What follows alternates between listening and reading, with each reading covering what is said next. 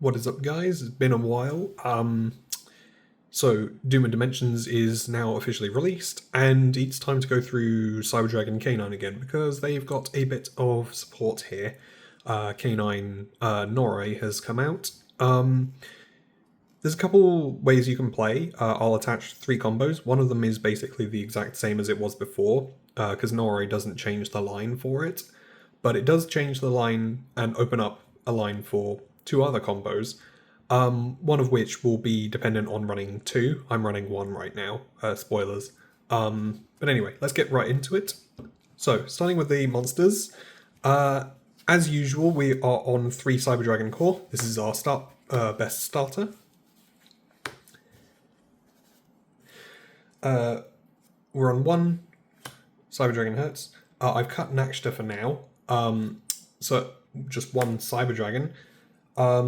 1 Chimera, and 1 Worm. So that is basically the whole cyber lineup for monsters.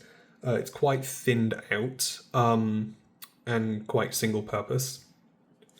But I think it's testing well right now. So for the bricks, as it were, we got 1 Regulus. And we still got Dizzablaster because we still need this for the standard combo that starts with core. Yeah, so then we got 3 copies of Cyber Emergency, 3 copies of Realm, 1 Clockwork Knight, and 1 Power Bond. So these are all the things that we need for the combo to work. Unfortunately, this is kind of it's a manufactured combo, thanks Konami, but it works pretty decently. So yeah, I think with the recent ban list, things have been shaken up a little bit. Especially, I feel like the hits to the other K9 variants, Crystron and Vanquish Soul, were a bit unwarranted, a bit undeserved. But I feel like Cyberdragon might be one of the better variants now for K9. I've seen people running Super Quantum a decent amount as well. But yeah, so 3 copies of Izuna. This isn't mandatory at 3, but it gets better the more copies you run. So that's why I'm running 3. Our good old turn 0 hand trap. Running 3 copies of K9 Jokul. This card is great.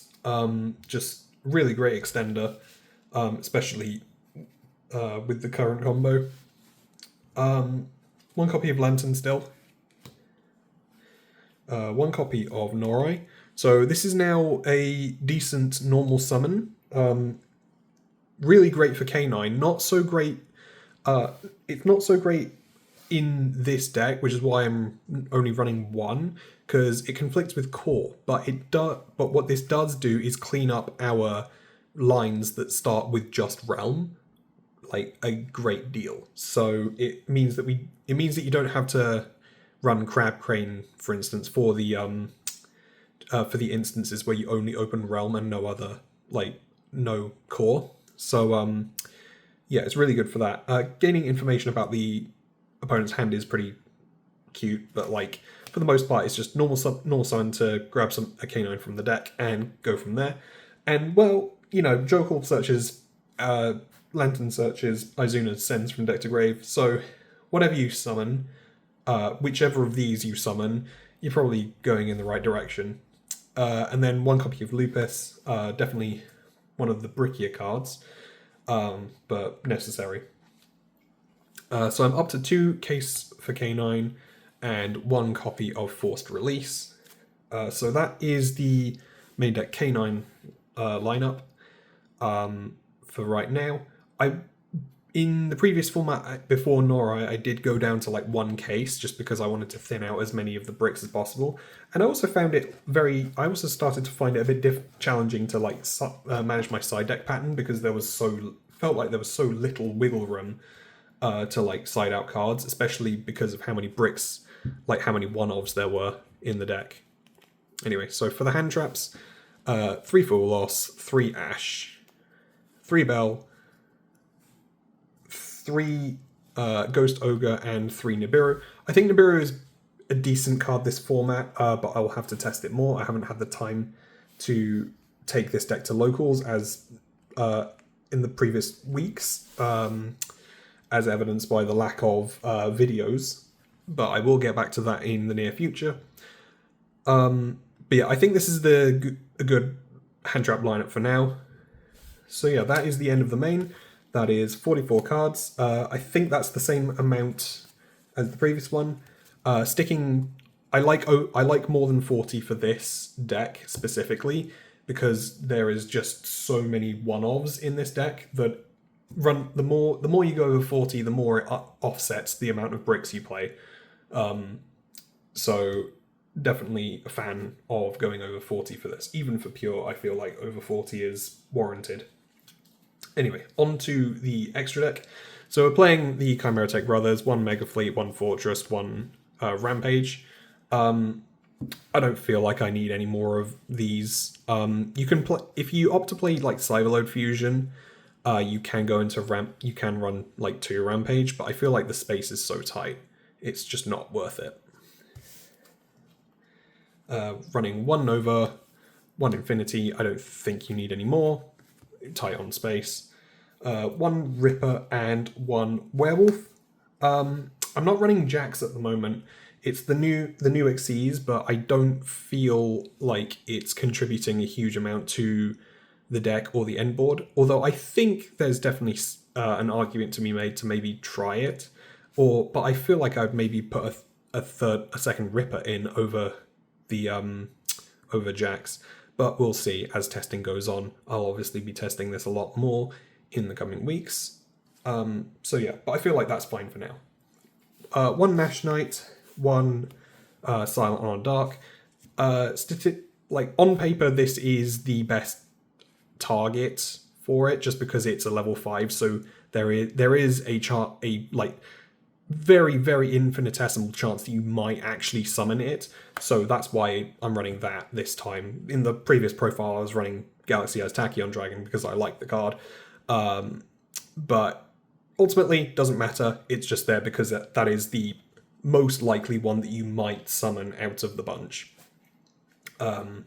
Yeah, 1 Quinquerry, still need this for the combo, and 1 Valon. So obviously, the ones that you make with Izuna, if you don't make Nash Knight in your opening board, then Izuna can make it, and Valon is typically the one that you would want to make with your follow-up Izuna. So yeah.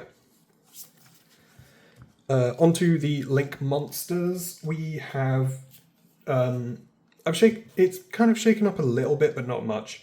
I'm not happy. I don't know how happy I am with this, but so I'm running 1 copy of SP, 1 copy of Genius still. We still definitely need these, and I'm running 2 Clockwork Knight. The reason is because a lot of the time, as seen from my videos, from my locals videos, there were a lot of times where I had to make Clockwork Knight to get things into to get some things into the graveyard, but I felt like I would have benefited from another one because I was making it to get things into the graveyard, but I didn't have like a continuous spell to get into the graveyard to search Clockwork Knight.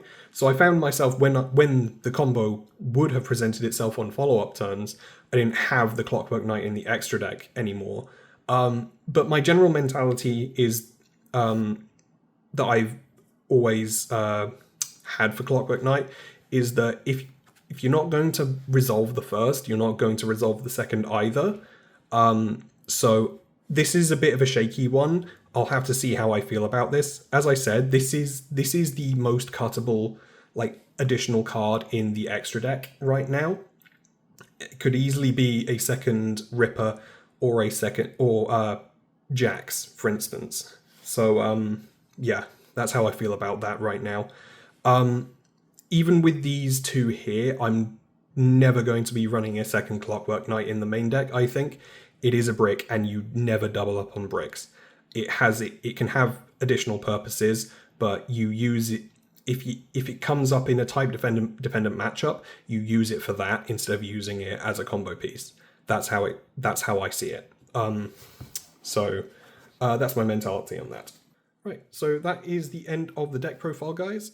So let me know what you think of the new and improved Cyber Dragon K9. It hasn't changed a huge amount, but Noroi does clean up the deck a little bit, and it also makes the realm lines a lot better, which you will now see in the upcoming combos. So I'll leave you with those, and I shall see you guys in the next video.